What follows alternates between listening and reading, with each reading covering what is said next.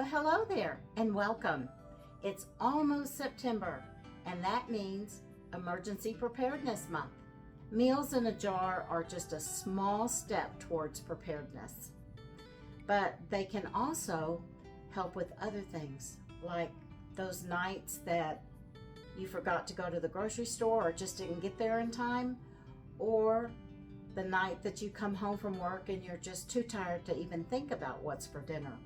You can open your pantry and pull one of these meals off your shelf. Today I am making chicken broccoli Alfredo.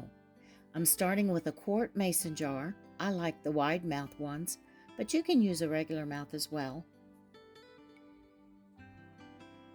Or assemble it in a Mylar bag.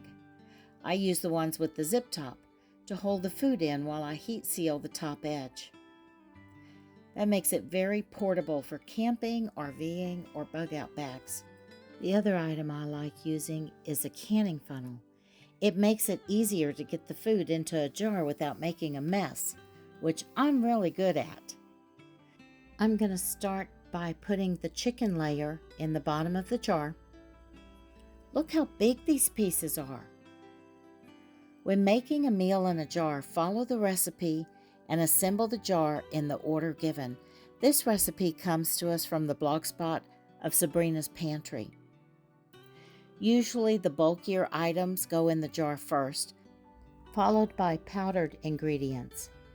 If the powdered ones go in first, they tend to pack down and clump in the bottom of the jar. In just a minute, you'll see another reason the chicken goes in first. Once I finish my meal in a jar, it should last on my shelf for up to 5 years. That's based on the shortest shelf life of the food in the jar. So my chicken bouillon has a 5-year shelf life, and I'm counting on everything else lasting at least that long. But that's providing I'm using super fresh, freeze-dried foods and a good oxygen absorber. So all the powdered ingredients are in. If you look closely, you can see gaps among the chicken. So I'm shaking the powder down so it fills in those gaps by pouncing the jar on the heel of my hand. Make sure you use your hand and not the countertop. It will break your jar. The powder has settled into the gaps, giving me more room for food in my jar. And on some recipes, that can make a huge difference. Since it is chicken broccoli Alfredo, I suppose I better add my broccoli. You can use any noodles you prefer on this recipe, penne, rotini, low glycemic even, but today I'm using fettuccine broken into thirds so it'll fit in the jar. Since the Parmesan cheese will be added to this dish later in the cooking, I'm putting it in a baggie. However, don't zip the baggie closed. Roll it up and tuck it in the top of the jar.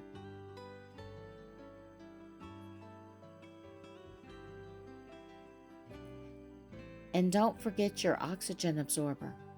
So here's why I didn't zip the baggie closed. That oxygen absorber will suck the oxygen out of the jar to keep my food fresh. Because I didn't zip the baggie closed, it will eventually suck the oxygen out of there as well. Add the lid and make sure it has the cooking directions on it or somewhere on the jar. Isn't this pretty? So let me show you how to cook this up. It is so fast and easy. Take off the lid of your jar and make sure to remove the oxygen absorber and throw it away. Remove that baggie of cheese. Remember, it's not sealed.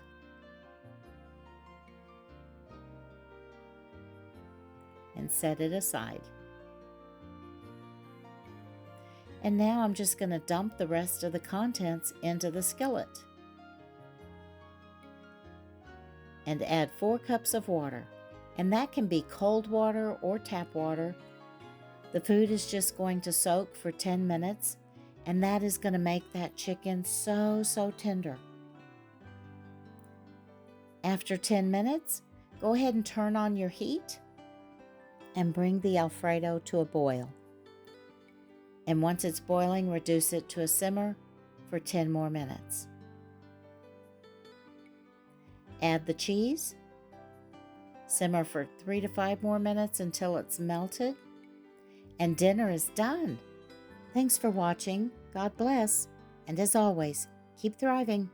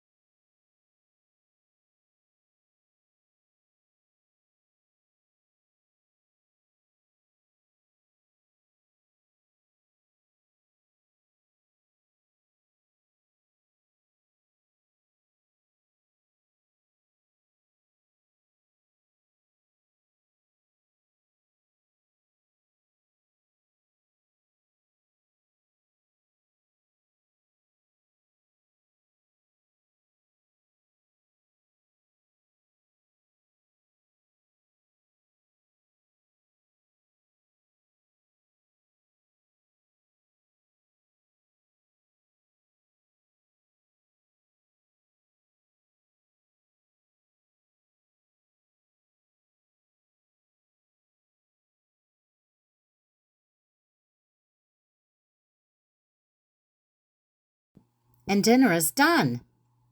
Thanks for watching. God bless. And as always, keep thriving.